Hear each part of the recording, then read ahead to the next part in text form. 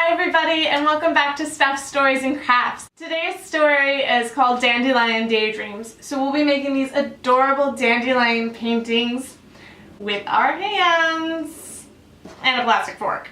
It's a bit wacky. We'll also be making our own little rock friends. Now I remember making these when I was in kindergarten and I think I kept mine for years and I just loved it so much. So I'm really excited to share this project with you guys. So what you're going to need for your paintings is some paper. I'm using colored paper because, well, I love everything to be colorful, but also because we're using white paint, so it just shows up much better on colored paper. You will need a plastic fork, as I mentioned. Now take note, I'm using a plastic party fork and not a plastic takeout fork that comes in like the little plastic thing, because they've got these like weird spine things on the back of them. They work alright, just not as well as a party fork if you've got it. You'll also need 4 different colors of paint, or more, depends how wacky you want to go with it.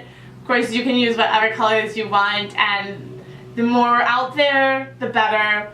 But for today, I'm just going to do some traditional colors for this project. So I'm using green for the stem, yellow for the golden dandelions, white for the wish dandelions, and then they also need a little bit of brown just at the top of the stem.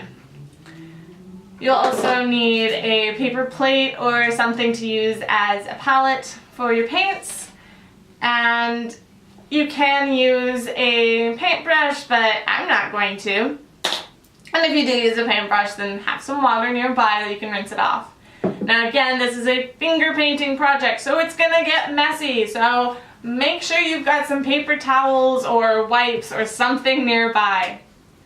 So that's everything you need for the paintings project. What you need for your rock friends are, of course, some rocks that you've already washed off, a small paintbrush, whatever color paint you want, again, paper plate, water, and my favorite part, the googly eyes.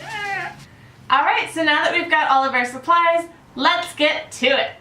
Alright, so we're going to start with the white wishing dandelion because you kind of have to do it in 2 parts because it needs to dry between. So we're just going to dive right in and get started.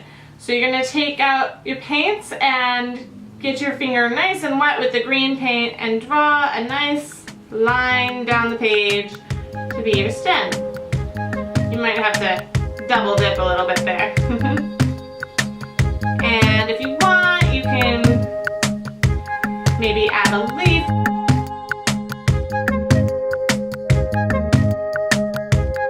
Go back for some brown and make a little brown bulb at the top of your stem.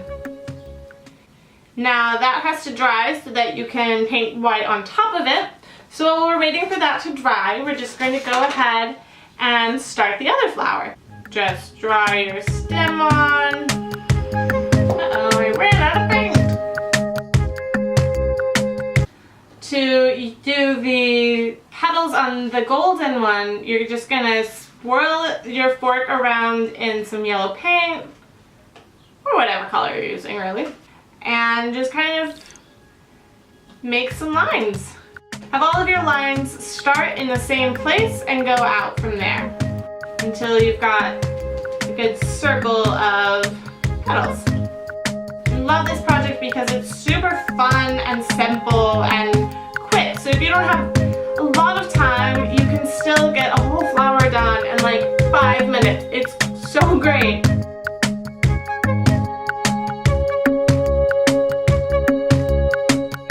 Alright, so that is how quick and simple and easy it is to do this dandelion painting.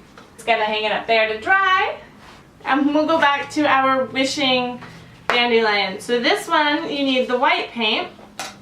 So just like before, just dip your finger right in there and maybe dab a little of the excess off, and then just go around your flower and make a nice circle around it, and then just go in and fill it in. Just dot, dot, dot, dot, dot.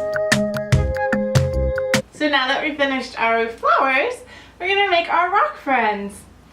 So you're going to start out with your rock and just kind of get to know your rock. See, these two are fairly smooth and pebble-like, so they are pretty simple on where the face is going to go, but this guy is very differently shaped. He's got all sorts of bumps and ridges and stuff going on, so you kind of have to get to know your rock and see where his natural face might be. I'm going to put his face on this side because he kind of has like some eye sockets and a nose bridge and maybe a spot for a mouth there.